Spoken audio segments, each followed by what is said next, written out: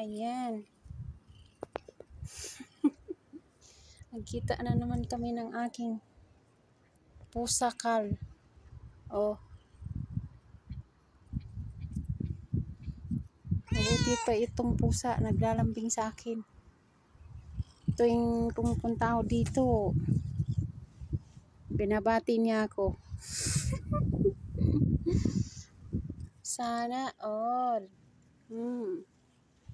Oh my God. Oh. Makulimlim ang panahon at ang lamig. Hindi ko nga masyadong makita sarili ko blurred. Kasi makulimlim nga Ayan. Ay, yung pusa paikot-ikot sa akin.